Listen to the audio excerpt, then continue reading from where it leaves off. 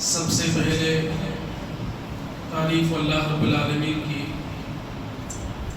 جس اللہ رب العزت نے مجھے اور آپ کو پیدا کیا،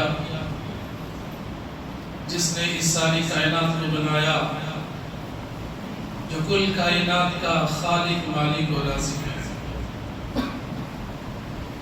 اللہ رب العالمین کی حمد و ثنا کے بعد درود و سلام ہو تمام پیغمبروں پر، خصوصاً میرے اور آپ کے پیارے نبی رحمت للعالمین سید المرسلین امام کائنات خاتم الانبیاء امام الانبیاء سید الانبیاء محمد رسول اللہ صلی اللہ علیہ وسلم پر، جن کو اللہ رب العزت نے ہماری طرف رشد و ہدایت بنا کر کے مبعوث کیا تھا۔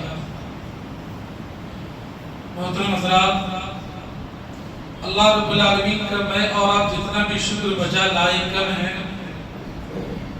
کیونکہ اللہ تبارک و تعالیٰ نے مجھے اور آپ کو مسلمان بنا کر کے پیدا کیا، اور اس سے بڑھ کر کے اللہ رب العالمین کا شکر احسان یہ بھی ہے کہ اللہ رب العالمین نے مسلمان بنانے کے ساتھ ساتھ توحید کی نعمت سے نوازا۔ جس کے پاس توحید ہے وہ اللہ کی نظر میں کامیاب ہے، جس کے پاس توحید نہیں ہے وہ اللہ کی نظر میں ناکامیاب ہے۔ محترم حضرات، میں اور آپ جب محمد رسول اللہ صلی اللہ علیہ وسلم کی سیرت کا مطالعہ کرتے ہیں، ان کی زندگی کو جب ہم پڑھتے ہیں تو سبحان اللہ ہمیں اس بات کا علم ہوتا ہے کہ آپ صلی اللہ علیہ وسلم کی زندگی کتنی پیاری تھی، کتنی با اخلاق تھی، اور آپ صلی اللہ علیہ وسلم کے ہر قدم پر آپ نے اخلاق کی جو تعلیم دی ہے صحابہ کرام کو، اس امت کو، تو سبحان اللہ جب سیرت پڑھنے کے بعد پتہ چلتا ہے کہ اللہ کے نبی صلی اللہ علیہ وسلم کے اخلاق کیسے تھے، اور مجھے اور آپ کو اپنے اندر اخلاق کیسے پیدا کرنا چاہیے۔ تو آج میں آپ حضرات کے سامنے کچھ اللہ کے نبی صلی اللہ علیہ وسلم کی اخلاقی زندگی اور آج ہمارے اندر جو زندگیوں میں جو بگاڑ ہے، جو بد اخلاقی ہے، موازنہ کر کے میں بتانا چاہتا ہوں کہ مجھے اور آپ کو اخلاق کے طور پر آگے کیسے بڑھنا ہے۔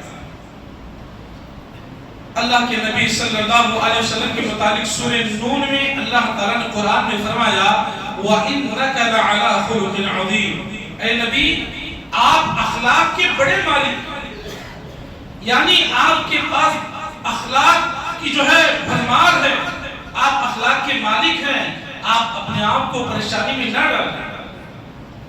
آپ صلی اللہ علیہ وسلم کی پوری زندگی آپ دیکھیں، ساری زندگی میں آپ صلی اللہ علیہ وسلم نے نہ کسی کو گالی دی، ساری زندگی میں نہ نبی صلی اللہ علیہ وسلم نے کسی کو برا بھلا کہا، نہ کسی کی غیبت کی، نہ کسی کا دل دکھایا، نہ کسی پر تہمت لگائی، نہ کسی کے عیب کو ظاہر کیا، نہ کسی کو برا بھلا کہا۔ یہ آپ صلی اللہ علیہ وسلم کی زندگی ہے۔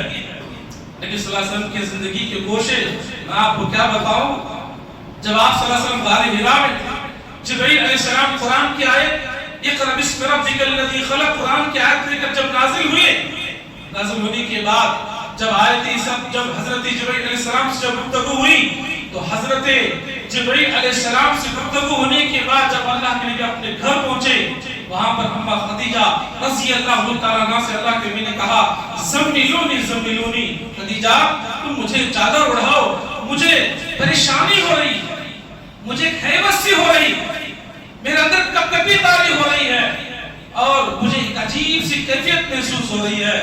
یہ سن کر کے حضرت خدیجہ رضی اللہ تعالیٰ عنہا نے اتنی پیاری بات کہا یا رسول اللہ واللہ لا يحزنك، آپ اللہ کی قسم کھا کر کے میں کہتی ہوں اللہ آپ کو کبھی ضائع نہیں کرے گا۔ کیوں؟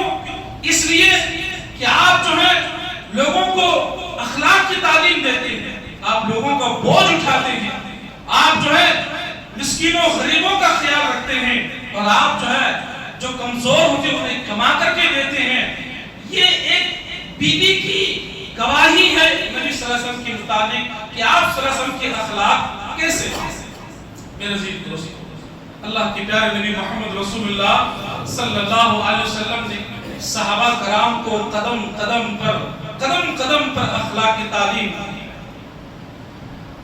اور اخلاق جب تک ہمارے اندر اخلاق پیدا نہیں ہوں گے، اب آئیے اس کا بگاڑ کیا ہوتا ہے میں آپ کے سامنے بتاؤں۔ سب سے پہلے ابو داؤد کی صحیح روایت ہے، حضرت ابو ہریرہ رضی اللہ تعالیٰ عنہ جس کے راوی ہیں، سئل رسول اللہ صلی اللہ علیہ وسلم، اللہ کے نبی سے پوچھا گیا، توجہ چاہوں گا، اللہ کے نبی سے پوچھا گیا ان اکثر ما يدخل الناس النار، ایسی کون سی چیزیں ہیں جو انسان کو سب سے زیادہ جہنم کے اندر پہنچاتی ہیں؟ سوال کیا گیا ایسی کون سی چیز ہے جو انسان کو سب سے زیادہ جہنم تک پہنچاتی ہے؟ اللہ کے نبی نے فرمایا الفم والفرج، ایک انسان کی زبان ہے اور دوسری انسان کی شرمگاہ ہے، یہ دو چیزیں انسان کو سب سے زیادہ جہنم تک پہنچانے والی ہیں۔ ما يدخل الناس الجنہ، اور دو ایسی کون سی چیزیں ہیں جو انسان کو سب سے زیادہ جنت تک پہنچاتی ہے؟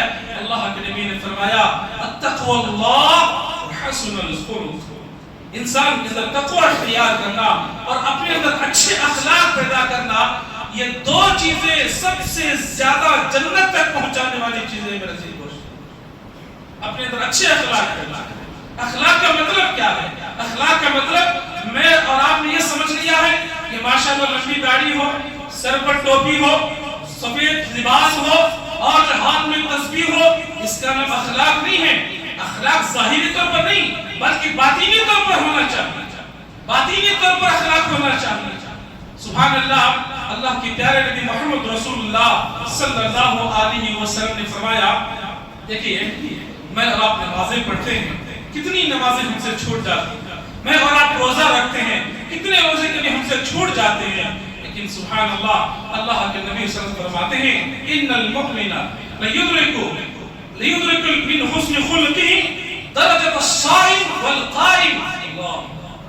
نبی نے فرمایا اگر ایک بندہ اپنے اندر اچھے اخلاق پیدا کرتا ہے، اچھے اخلاق، حسن اخلاق اپنے اندر پیدا کرتا ہے، تو اس اخلاق کے ذریعے وہ ایک ہمیشہ نماز پڑھنے والا اور ہمیشہ روزہ رکھنے والا جو انسان ہوتا ہے، اللہ تعالیٰ اس کو اس مقام تک پہنچا دیتا ہے۔ سبحان اللہ۔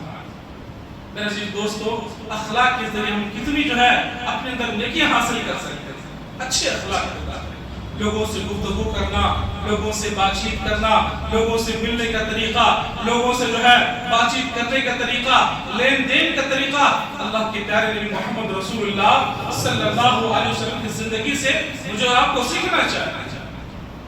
اسی طرح اللہ کے نبی سے کسی نے پوچھا، سئل رسول اللہ صلی اللہ علیہ وسلم عن البر، اللہ کے نبی سے کسی نے پوچھا کہ اللہ کے رسول نیکی کس چیز کا نام ہے، نیکی کسے کہتے ہیں؟ اللہ کے نبی نے فرمایا البر حسن خلق، اچھے اخلاق کا نام ہی نیکی ہے میرے عزیز دوستو۔ اب اخلاق کئی طریقے کا ہوتا ہے، اب آئیے میں آپ کو بتاؤں، اللہ کے نبی صلی اللہ علیہ وسلم کے دور میں صحابہ کرام آپس میں گفتگو کیا کرتے تھے، بات چیت کیا کرتے تھے اور ایک دوسرے سے لین دین کیا کرتے تھے۔ ان ساری چیزوں میں کس طرح اخلاق کا خیال رکھا کرتے تھے؟ جس انسان کے اندر اخلاق آتا ہے اس کے اندر دو چیزیں پیدا ہو جاتی ہیں، وہ کیا ہے؟ ایک انسان معافی چاہنے والا بن جاتا ہے اور غلطی ہونے پر معافی چاہنے والا بن جاتا ہے اور غلطی ہونے پر معاف کرنے والا بھی بن جاتا ہے۔ سبحان اللہ۔ حضرت ابو ذر غفاری رضی اللہ تعالیٰ عنہ اللہ کے نبی صلی اللہ علیہ وسلم کے پاس روتے ہوئے آئے، حضرت بلال رضی اللہ تعالیٰ عنہ اور حضرت ابو ذر غفاری رضی اللہ تعالیٰ عنہ دونوں کے درمیان کچھ ذرا تو میں ہو گئے، تو میں ہوتے ہوتے حضرت ابو ذر غفاری رضی اللہ تعالیٰ عنہ نے حضرت بلال سے کہا کہ یا ابن السودا، اے کالے کلوجی کے بیٹے، تو یہ الفاظ جو ہے حضرت بلال رضی اللہ تعالیٰ عنہ کو پسند نہ آئے، روتی اللہ کے نبی کے پاس آئے، کہا کہ اللہ کے رسول ابو ذر نے میرے ماں کے رنگ کے ساتھ آگ دلاتے ہوئے انہوں نے مجھے کالی کلوجی کے بیٹے کہا ہے, اللہ کے نبی نے کہا کہ جاؤ جا کر کے ابو ذر کو بلاؤ. ابو ذر غفاری رضی اللہ تعالیٰ عنہ کو بلایا گیا. آنے کے بعد نبی نے کیا فرمایا؟ کہا ابو ذر کہ اسلام لانے کے بعد بھی تمہارے اندر جاہلیت موجود ہے. جاؤ جا کر کے بلال سے معافی مانگو, جاؤ جا کر کے بلال سے معافی مانگو. جب صحابی کو یہ احساس ہوا کہ میں نے غلطی کی ہے, مجھے معافی مانگنا چاہیے, وہ صحابہ تھے جو غلطی ہونے پر معافی مانگنے کا جذبہ ان کے اندر ہوا کرتا تھا. بڑھ کے آگے بڑھے اور دیکھا کہ جو بلال کھڑے ہوئے ہیں, بلال رضی اللہ تعالیٰ عنہ کے قریب گئے اور جا کر کے معافی مانگنے کا طریقہ دیکھیے. نیچے بیٹھ گئے, بیٹھنے کے بعد اپنی ناک اور چہرہ زمین پر لگنے لگے. کہا کہ جب تک بلال کے قدم جو ہے میرے چہرے پر رکھ کر کے بلال رونے گی نہیں, میں جو ہے میں اپنا سر نہیں اٹھاؤں گا. بلال رضی اللہ تعالیٰ عنہ قریب گئے, ان کو اٹھایا اور اپنے گلے سے لگایا. کہا کہ جو سر اللہ کے سامنے جھکتا ہے, بلال کا قدم اس کے سر پر کیسے آ سکتا ہے؟ غلطی ہونے پر معافی مانگنے کا جذبہ ہمارے اندر ہونا چاہیے.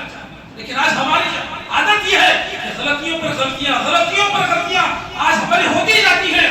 کہیں ہم چھوٹے نہ ہو جائیں. میں کیسے معافی مانگوں؟ میں بڑا ذمہ دار ہوں, میں بڑا فلاں ہوں, یا میں بڑا فلاں ہوں, میں کیسے معافی مانگ سکتا ہوں؟ ہم صحابہ سے تو بڑے نہیں ہو سکتے. معاف کرنے کا طریقہ میرے اسلام.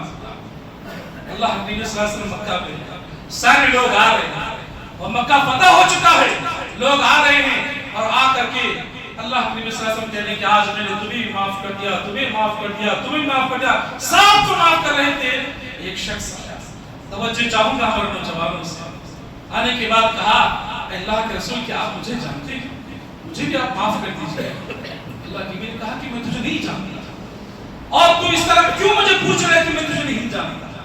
اس نے کہا آپ جب سارے لوگوں کو معاف کر رہے تھے, میرے دل میں خیال آیا شاید اللہ کے رسول آج مجھے معاف کریں گے, میں نے بڑی غلطی کی ہے, آپ مجھے معاف کریں. نبی نے کہا کہ میں نہیں جانتا کیا غلطی ہے. اس نے کہا ایک جنگ کے دوران میں آپ کو مارنے کے ارادے سے آیا تھا, آپ کو قتل کرنے کے ارادے سے آیا تھا.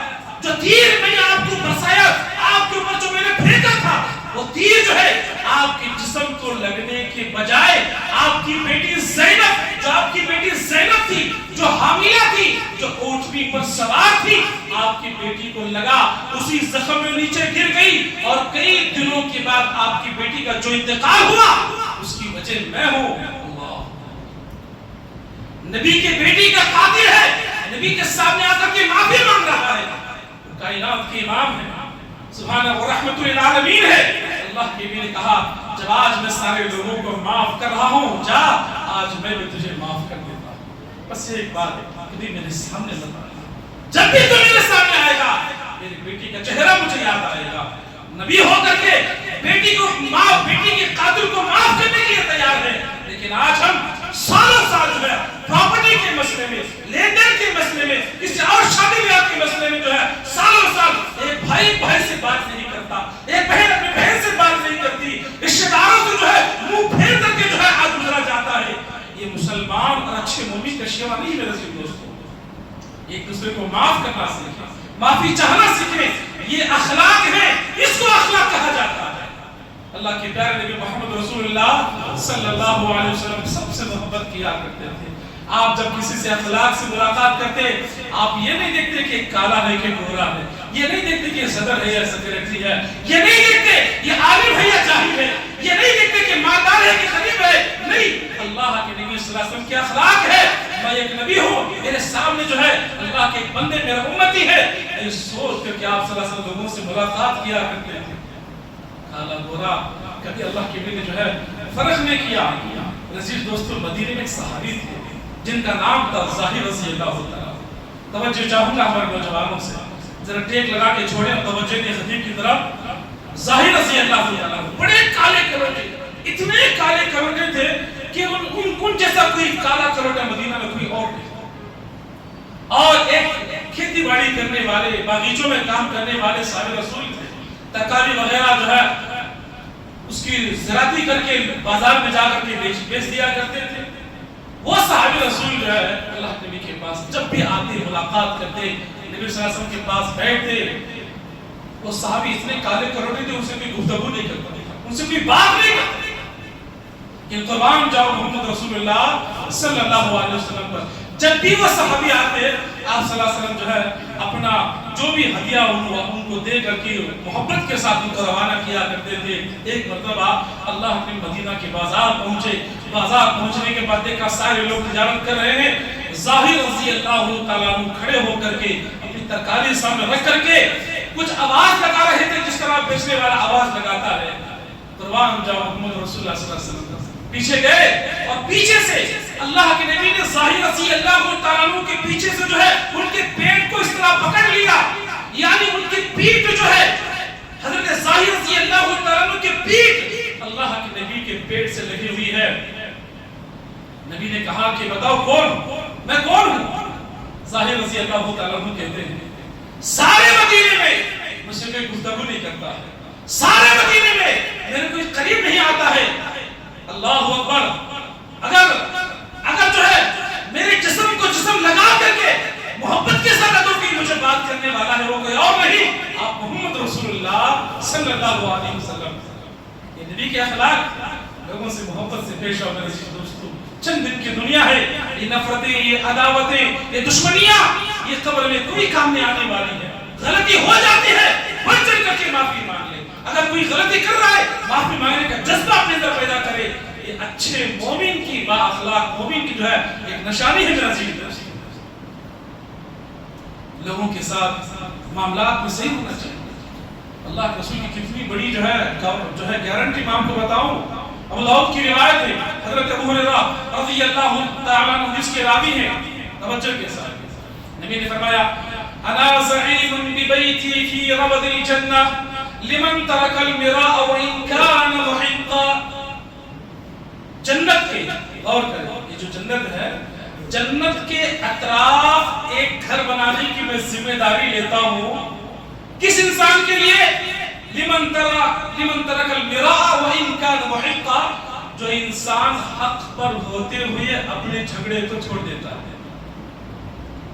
آپ حق پر ہیں سامنے والا بھلے نہ حق ہو لیکن جا اللہ کی خاطر میں نے تجھے معاف کرنا. اللہ نبی نے کہا جنت کے اطراف اس کے لیے گھر بنانے کی ذمہ داری میں لوں. نبی کے صحیح حدیث سے علامہ البانی رحمۃ اللہ علیہ نے حدیث کو صحیح قرار دیا.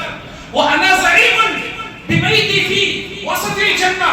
ایک تو اطراف ہو گیا. نبی نے کہا جنت کے بالکل بیچوں بیچ درمیان ایک گھر بنانے کی ذمہ داری میری. کس کے لیے؟ لمن ترک الکذب وان کان مازحا. جو انسان مزاح کے طور پر بھی جھوٹ نہیں بولتا. جھوٹ بولنا دور کی بات ہے مزاح کے طور پر بھی انسان جھوٹ نہ بولے. جنت کے بالکل بیچوں بیچ ایک گھر بنانے کی ذمہ داری میری. جھوٹ اللہ جھوٹ کتنا عام ہو چکا ہے. کیا اس حدیث کی ہم مثال ہے میرے عزیز دوست؟ آج جھوٹ اتنا عام ہو چکا ہے. جھوٹ آج کہاں کا نہیں. ماں باپ اپنے بچوں سے آج جھوٹ بولنے پیچھے نہیں ہٹتے.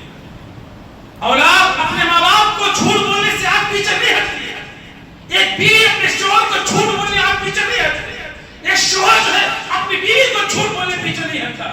ایک ماحول بن چکا ہے سوشل میڈیا کی طرف سے جو ہے ایک دوسرے کو جھوٹ بولنا ایک دوسرے کو برا بھلا کہنا ایک دوسرے کے عیبوں کو ظاہر کرنا ایک دوسرے کو جو ہے غیبت ظاہر کرنا یہ آج عام ہو چکا ہے. جھوٹ. باپ تو سمجھتا ہے کہ میری اولاد میری بچی میرے بیٹا کالج گئے ہیں. جب آپ اپنے اولاد کو فون کرتا ہے کہ بیٹا تم کہاں ہو؟ جھوٹ. آج میں کالج کی بجائے بچے جو ہے گارڈنوں میں بازاروں میں وہاں اپنے وقت ضائع کرتے ہیں. جب ماں باپ کے جب انہیں فون جاتا ہے کہ میں کالج میں ہوں میں مدرسے میں ہوں میں فلاں ہوں. یہ جھوٹ ہے جو انسان کے اندر اس کی زندگی کا بگاڑ پیدا کر دیتا ہے. اللہ کے لیے اپنے بچوں کو اچھے اخلاق کی تعلیم دو. بچوں کو بتاؤ کہ نبی کے اخلاق کیسے تھے. اللہ اکبر. نبی نے فرمایا انا زعیم ببیتی فی اعلی الجنہ. جنت کے سب سے اونچے مقام پر اطراف نہیں درمیان نہیں سب سے اونچے مقام پر ایک گھر بنانے کی ذمہ داری میں لیتا ہوں. کس کے لیے؟ لمن حسن خلقہ. جس کے اخلاق سب سے اچھے ہو. जन्नत का अगर आला मुकाम मुझे और आपको हासिल करना है, अपने अंदर अच्छे अखलाक पैदा करें, लोगों से गुफ्तगू करे, प्यार से मुलाकात करे, किसी को देख करके मुस्कुरा करके हंसना भी सदका है, रास्ते में जाते हुए किसी गिरी चीज को उठा करके दूर करना भी सदका है। अच्छी अच्छी नेकियां हैं, इससे जो है अखलाक बढ़ते हैं और अखलाक के जरिए लोग करीब आते हैं। अल्हम्दुलिल्लाह हमारा दावती काम भी अगर होगा तो वो अखलाक की बुनियाद ही पर होगा। मेरा जी अच्छे अखलाक पैदा करें। अल्लाह के प्यारे नबी मोहम्मद रसूलुल्लाह सल्लल्लाहु अलैहि वसल्लम ने फरमाया, अक़रबकुम मिन्नी मजलिसन यौमल क़ियामा व हासिनुकुम अखलाका। अगर क़यामत के दिन मेरे करीब अगर कोई रहना चाहता है, मेरे और आपकी ख्वाहिश है ना कि क़यामत के दिन हमें अल्लाह के नबी सल्लल्लाहु अलैहि वसल्लम की सोहबत हासिल हो, तो नबी ने फरमाया अगर क़यामत के दिन कोई मेरे करीब रहना चाहता है तो उसको चाहिए कि वो अपने तो अच्छे अखलाक पैदा करे। अच्छे अखलाक के जरिए हमें क़यामत के दिन मोहम्मद रसूलुल्लाह सल्लल्लाहु अलैहि वसल्लम की कुर्बत हासिल होगी। बड़े छोटों पर शफकत से पेश आए और छोटे बड़ों का एहतराम करें, कदर करें। कभी कभी ऐसा होता है, बड़े कुछ लोग बैठे हैं, कोई डिस्कस चल रहा है, सडनली कोई बाहर से कोई आदमी आ गया, हम उसे एक नागवार और अजीब तरीके से हम पेश आते हैं, ये भी अच्छे अखलाक नहीं है। एक मर्तबा मोहम्मद रसूलुल्लाह सल्लल्लाहु अलैहि वसल्लम मुशरिकीन मक्का के बड़े बड़े सरदारों से आप सल्लल्लाहु अलैहि वसल्लम गुफ्तगू कर रहे थे, गुफ्तगू कर रहे थे, कुछ डिस्कस चल रही थी। उतने में एक सहाबी हजरत अब्दुल्लाह बिन उम्मे मक्तूम रज़ियल्लाहु ताला जो मुअज्जिन रसूल वो आए, जैसे ही आए अल्लाह के नबी ने अपना चेहरा फेरा। अल्लाह के नबी ने क्या किया, अपना चेहरा फेर लिया। ये जो चेहरा फेरना है अल्लाह की अता पसंद है। अल्लाह ने फौरन जिब्रील को नाज़िल किया, अबस व तवल्ला अन जाअहुल अअमा। ऐ नबी, एक अंधा आदमी आपके पास आया है, अबस व तवल्ला, आपने अपने चेहरे को फेर लिया, लअल्लहु यज़क्का, शायद आने वाला बेहतर हो जो लोग तुम्हारे सामने बैठे हैं। तो मेरा कहने का मतलब यह है कि जहां भी ऐसी कोई गुफ्तगू हो, मजलिस हो, सामने वाले को जो है इस तरह आप एहसास ना दिलाए, उस पर नागवार गुजारे। ये अच्छे अखलाक की निशानी नहीं बनी। अपने अंदर अच्छे अखलाक पैदा करें, लोगों को माफ करने वाले, भलाई करने वाले, लोगों का साथ देने वाले। वक्त की कमी है। हजरत उमर रज़ियल्लाहु तआला अन्हु के दौर में मैं आपको बताऊं, और मैं नौजवानों से, मेरी माँ बहनों से सबसे गुजारिश करूंगा, ये वाक़ियात, सहाबा के वाक़ियात को अपने बच्चों को बताएं। हमें ये वाक़ियात, ये सीरत सहाबा, ये अखलाक हमें अपने औलाद को पढ़ानी चाहिए, ताकि हमारे बच्चों को मालूम हो कि हमारे असलाफ की जिंदगियां कैसे थी, उनके अखलाक कैसे थे और हमें किस तरह अखलाक के साथ जिंदगी गुजारनी है। हज़रत उमर फारूक रज़ियल्लाहु ताला अन्हु, आप तो जानते हैं इंसाफ के मामले में उनका क्या मुकाम था। सुभान अल्लाह। उमर बिन खत्ताब रज़ियल्लाहु ताला अन्हु बैठे हुए थे, बड़ी मजलिस बैठी हुई थी। उस वक्त मुसलमान भी हैं, गैर मुस्लिम, तवज्जो के साथ, मुसलमान भी है, गैर मुस्लिम भी।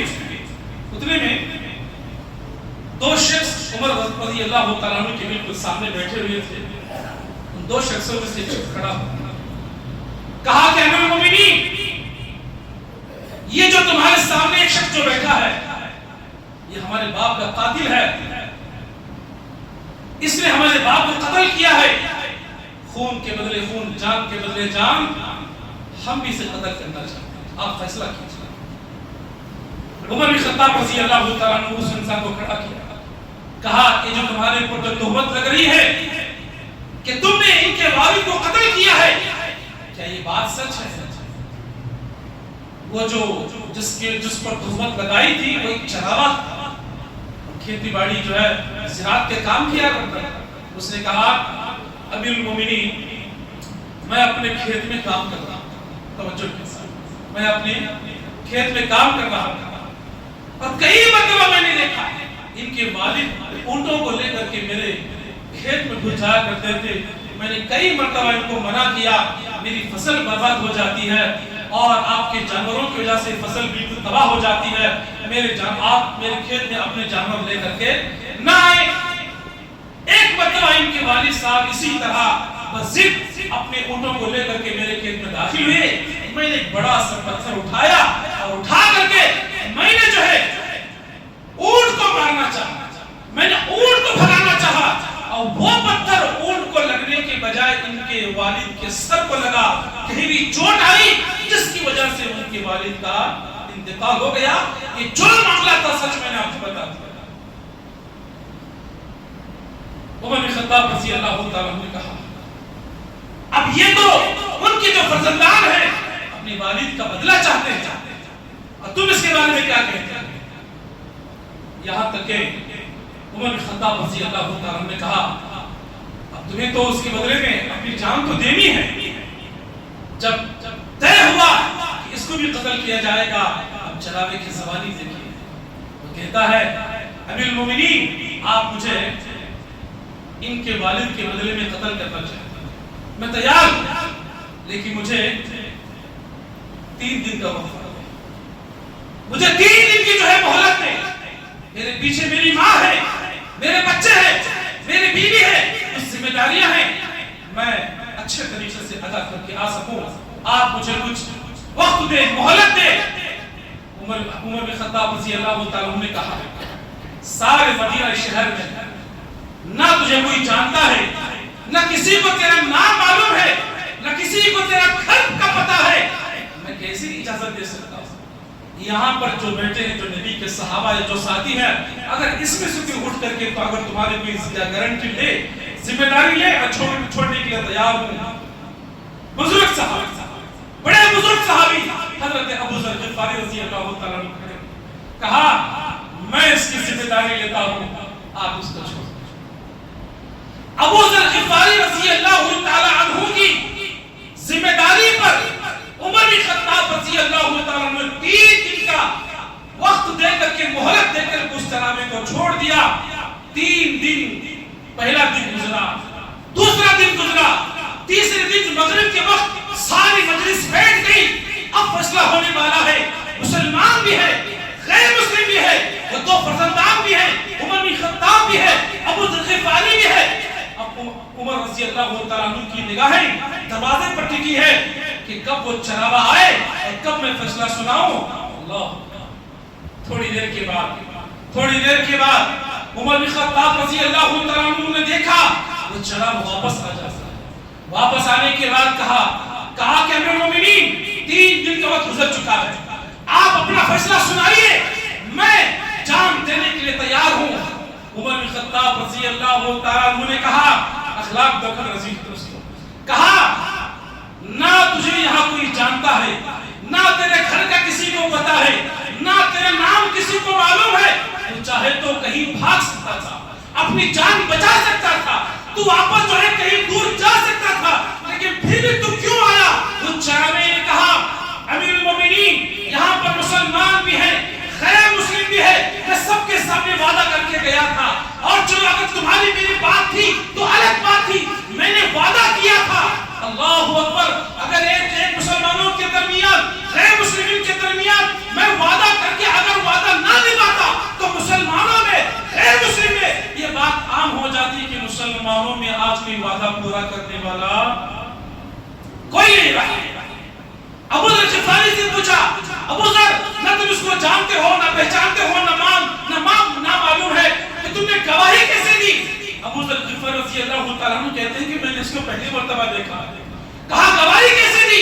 कहा कि उसने सच बात कही, उसके सच बात की बुनियाद पर मैंने उसकी गवाही दी। अगर मुसलमानों के दरमियान, गैर मुस्लिम के दरमियान अगर उठ करके अगर गवाही ना देता तो मुसलमानों में, गैर मुस्लिम में ये बात आम हो जाती कि मुसलमानों में आज कोई भलाई का काम करने वाला ना रहा। वो 2 फर्जंदान जो खून की प्यास लेकर के आए थे, बाप के बदला लेना चाहते थे, दोनों खड़े हुए, कहा कि अमीरुल मोमिनीन, हम ये ऐलान करते हैं, हमने इस चरावे को माफ कर दिया। कहा कि क्यों माफ किया? दोनों फर्जंदान ने कहा, जब एक वादा पूरा करने वाला वादा पूरा कर सकता है, एक भलाई करने वाला भलाई कर सकता है, आज मुसलमानों के दरमियान, गैर मुस्लिम के दरमियान अगर हम मुसलमान हो करके इसको माफ ना करें तो सारे मुसलमान में, गैर मुस्लिम में ये बात आम हो जाएगी कि मुसलमानों में कोई आज माफ करने वाला بات سننے کے بعد عمر بن خطاب رضی اللہ تعالیٰ عنہ نے اتنی زور سے اللہ اکبر کی تکبیر لگائی، ساری مدینہ میں جو آواز گونج اٹھی۔ میرے یہاں بتانے کا مقصد یہ ہے بھلائی کا کام کرنا اخلاق ہے، وعدہ پورا کرنا اخلاق کا کام ہے، لوگوں کے ساتھ اچھے کام ہے، جو ہے بھلائی میں ساتھ دینا یہ اخلاق کا کام ہے۔ میرے عزیز دوستو اپنے اندر اچھے اخلاق پیدا کرے۔ اللہ رب العالمین سے دعا ہے اللہ تعالیٰ مجھے اور آپ کو اپنے اندر اچھے اخلاق کریمانہ پیدا کرنے کی توفیق عطا فرمائے، اخلاق کے ساتھ زندگی گزارنے کی توفیق عطا فرمائے۔